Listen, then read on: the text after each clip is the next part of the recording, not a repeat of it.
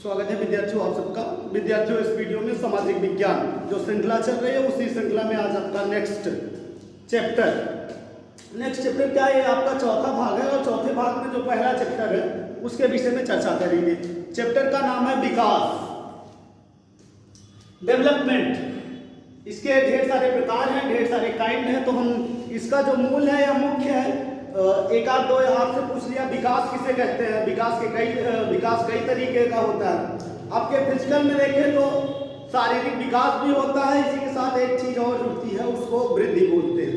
वृद्धि और विकास में क्या अंतर है, तो लेकिन इसमें साइकोलॉजिकल लैंग्वेज है वृद्धि उसमें है, लेकिन हम यहाँ पे केवल विकास की चर्चा करेंगे।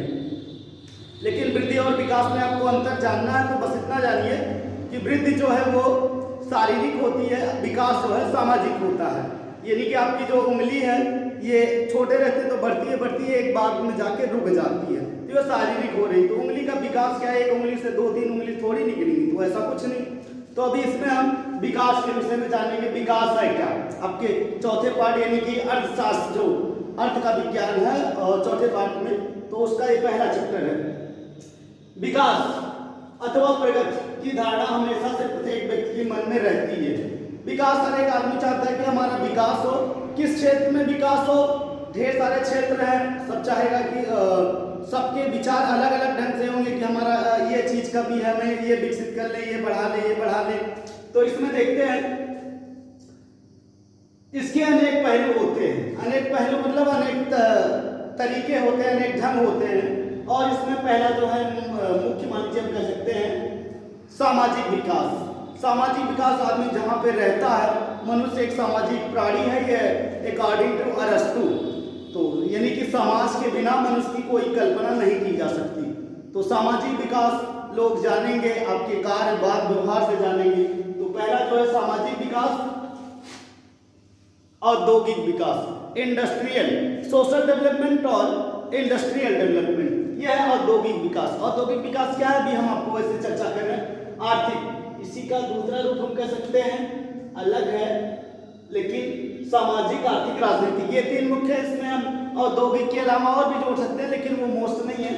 आर्थिक विकास है, राजनीतिक विकास, सामाजिक जैसे राजनीतिक जुड़ा है वैसे औद्योगिक से आर्थिक जुड़ा है।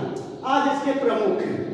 तो सामाजिक विकास समाज में रहेगा, लोग उसके जानेंगे, व्यवहार को जानेंगे, उसके कार्य शैली के बारे में जानेंगे। अच्छा कार्य रहेगा तो उसका ज्यादा सामाजिक विकास होगा, जैसे नेता विधायक मंत्री होते हैं। औद्योगिक विकास मतलब होता है उद्योग। उद्योग वह है जहाँ पे यंत्रों, मशीनों और यंत्रों द्वारा उत्पादन जो है तेजी से ज्यादा हो, बढ़ाया जाए, वो है उद्योग लगाए जाते हैं। जैसे चीनी उद्योग बात कर लेते हैं, पहले हम लोग गुड़ बनाते थे, गुड़ से चीनी बनाते थे, बहुत टाइम लगता था। और अब इसमें क्या है, आपको जो है मशीनें लगेंगी, चीनी मिलें लगेंगी, ढेर सारी मशीनरी और उत्पादन बहुत तेजी से होगा।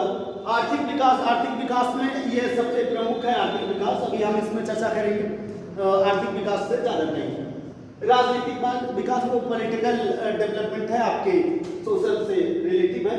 इसके अलावा यह भी जानना, इसमें देखते हैं कुछ बातें होती हैं जो आपको कॉमन और जानना बहुत मोस्ट है कि लोगों के विकास के बारे में अलग अलग धारणाएं हैं। यह है कि लोगों के विकास के बारे में अलग अलग विचार होते हैं कि किसी का आर्थिक विकास रहता है, सामाजिक विकास रहता है, राजनीतिक विकास ज्यादा रहता है, तो सबके अलग अलग विचार रहते हैं। इस क्षेत्र में प्रमुख शब्द जो प्रयोग किए जाते हैं विकास से रिलेटिव, सबसे ज्यादा आपका विकास पूछा जाता है क्या हुआ, आपने क्या किया, हमने बंगला, गाड़ी और ये बहुत सारे घर बनवाए, तो ये आपका विकास हुआ। तो ये विकास जुड़ा कहाँ है, आर्थिक से जुड़ा है। और इसमें कुछ शब्दावलियां प्रयोग होती हैं, उनको हम देख लेते हैं, जिसको जानना नितांत आवश्यक है।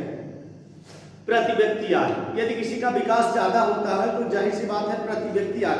प्रति मतलब एक, हर एक, वो प्रति है, व्यक्ति मतलब आय, तो व्यक्ति मतलब व्यक्ति, आय मतलब इनकम, कमाई।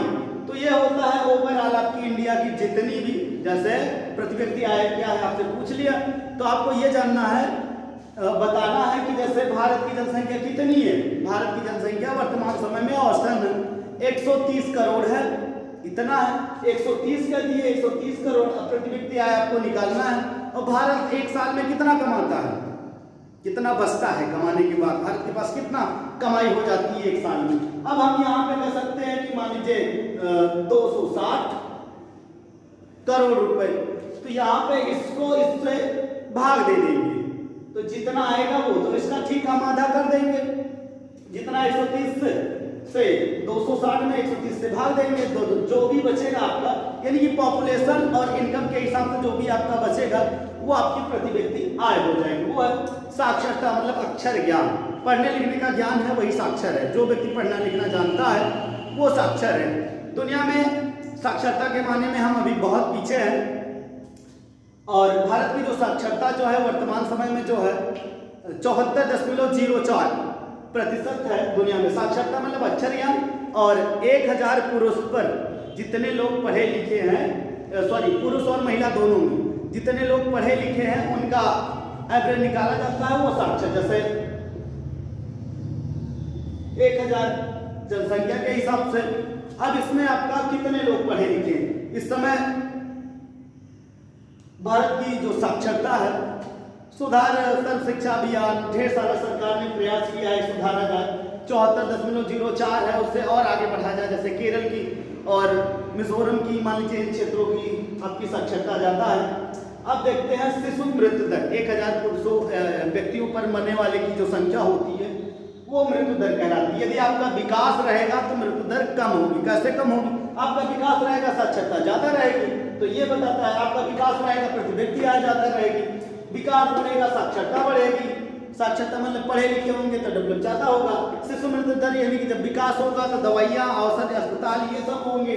जीवन प्रत्याशा, ये जानने लायक है, जीवन प्रत्याशा है क्या?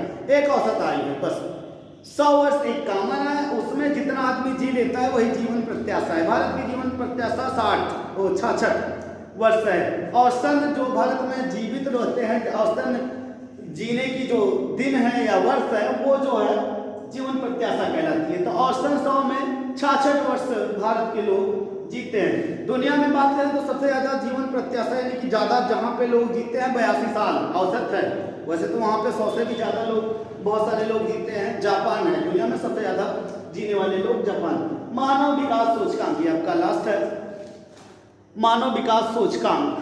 तो आपका ये मानव विकास सूचकांक, दुनिया में वो इंडेक्स जारी होता है कि वहाँ के लोगों ने कितना रोजगार पाया, कितनी शिक्षा पाई, कितना जीवन प्रत्याशा है। ये सब चीजों में जिसका सबसे ज्यादा होगा उसका ह्यूमन डेवलपमेंट जो इंडेक्स होगा वो सबसे, इंडेक्स मतलब आंकड़ा जो है वो सबसे ज्यादा होगा।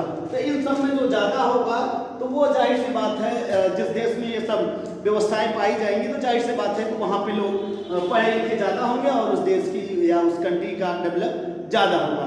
तो आपका एक विकास कॉमन फैक्टर जो उसमें मुख्य मुख्य बातें रहे वो हमने बताया आपको। नेक्स्ट वीडियो में हम किसी और टॉपिक पर चर्चा करेंगे। धन्यवाद।